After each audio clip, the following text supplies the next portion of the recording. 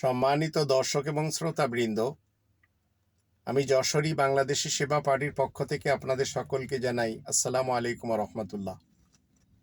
আপনারা হিজবুত তাওহীদের এই অধ্যত্ত আচরণের ইমামের কথাটি একটু শুনুন।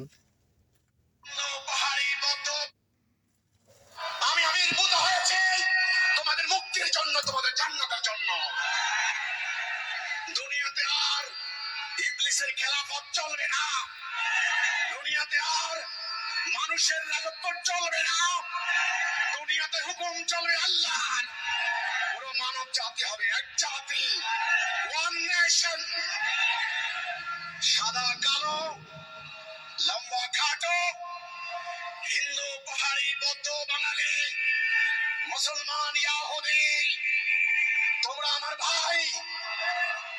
পাসপোর্ট ভিসা দিয়ে তোমাদের গতি রুদ্ধ করতে পারে না, তোমাদের চলাচলের পথে তোমাদের ব্যারিকেড দিয়ে, সীমানা দিয়ে, কাঁটাতারের বেড়া দিয়ে তোমাদের পথ রুদ্ধ করতে পারে না। এটা অন্যায়। এই অন্যায় বন্ধ করার জন্য হিজবুত তাওহীদের আবির্ভাব হয়েছে।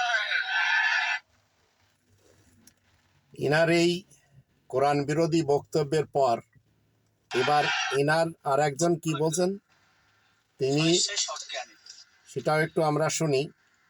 আপনারা হিজবুত তাওহীদের সদস্যবৃন্দ যারা আছেন আমার কথা লক্ষ্য করে শুনবেন এবং বোঝার চেষ্টা করবেন। সুন্দর। বিসমিল্লাহ। হিজবুত তাওহীদ তালাক দিলাম, স্বইচ্ছায় সজ্ঞানে।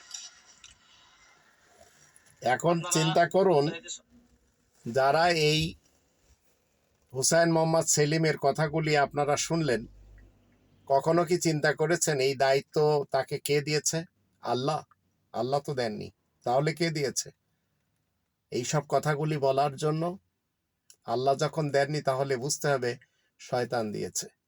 আর এই শয়তানদের জামানার ইমাম হয়ে এই ধরনের কথা সে বলতেই পারে, কারণ শয়তান মানুষকে এই সব লোভ দেখায় যেটি সে দেখাচ্ছে। কোরআন আমাদেরকে 5 নম্বর সূরা আল মাইদার 51 নম্বর আয়াতে ইহুদি এবং খ্রিস্টানদের সাথে বন্ধুত্ব করতে নিষেধ করে। সে তা মানেনি, মানুষের মুক্তির জন্য দাঁড়িয়েছে। কে দাঁড় করিয়েছে? আল্লাহ? আল্লাহ কখনো দাঁড় করাননি, এটি আপনাদের জানতে হবে।